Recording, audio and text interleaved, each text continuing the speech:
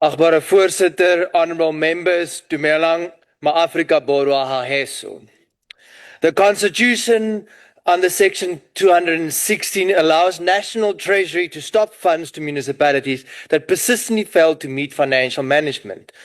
This is a mechanism for accountability. In reality, especially in rural South Africa, it has become a blunt instrument that punishes communities for the failure of governance and unethical leaders. Rural infrastructure is collapsing not because there is not funding, it's because there is no consequence management, lack of accountability, and shortage of capacity because of cater deployment. When Treasury withholds funds from struggling municipalities, it's not just it does not discipline the political elite responsible. It deprives already marginalized rural communities of water, sanitation, roads, and electricity.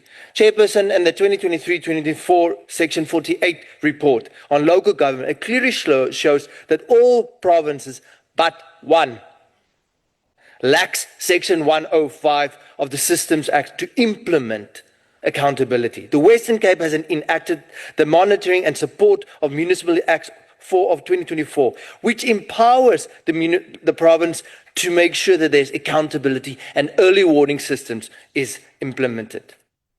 Consider what fund withholding means in practice. A municipality already failing to maintain its water treatment plants now loses the very funding required to repair them. Roads already riddled with potholes deteriorating further because maintenance budgets are focused. Clinics, schools, and local communities suffer. The core issue is not simply financial compliance, but capacity. Many rural municipalities lacked skilled technical expertise and institutional stability. Withholding funds without simultaneously providing meaningful support under Section 154 of the South African Constitution is not governance, it's abandonment. The Constitution envisages support before sanction, not punishment without remedy. Furthermore, we must interrogate the political economy of this mechanism. Why is it rural municipalities are the most affected? Why is enforcement inconsistent? Why are individuals responsible for mismanagement rarely held accountable under the Municipal Finance Management Act?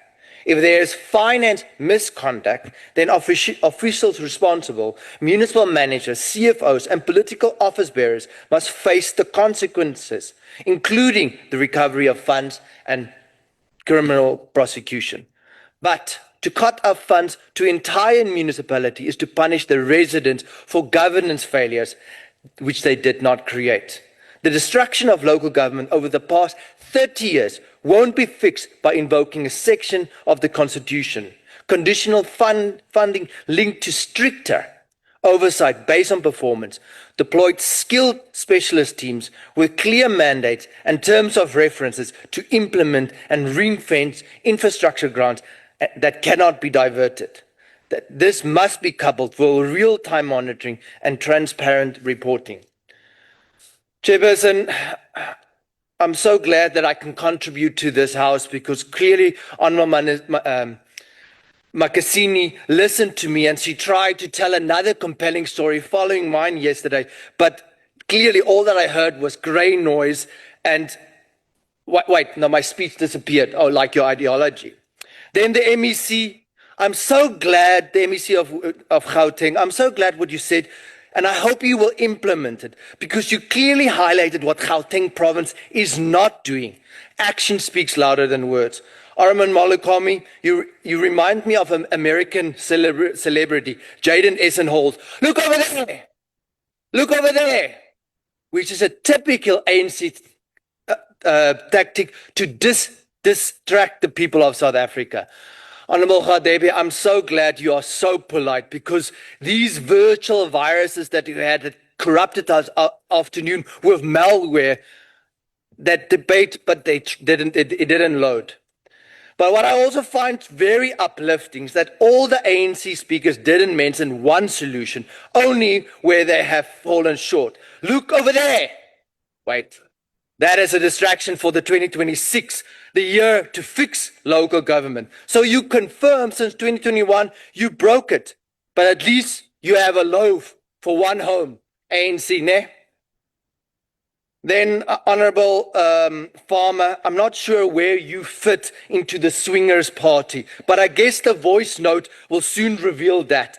But I guess the Biza Circus is handing out Smarties, because the new name for the PA is panic attack, because that's what will happen when the WhatsApp drama goes out. Honorable Neo, no, you're correct. The Free State is alive with Equali and poof on the streets.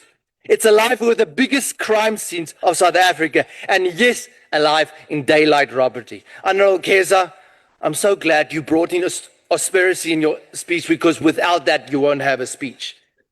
Honorable Modise, I humbly request that you allow some Q&A in your speech, because to add some life to this debate, because the actual contributions in this debate topic is so uninspiring as the Everything for Free party that brought this debate. I thank you, Speaker. Thank you, Honorable Skierkogel.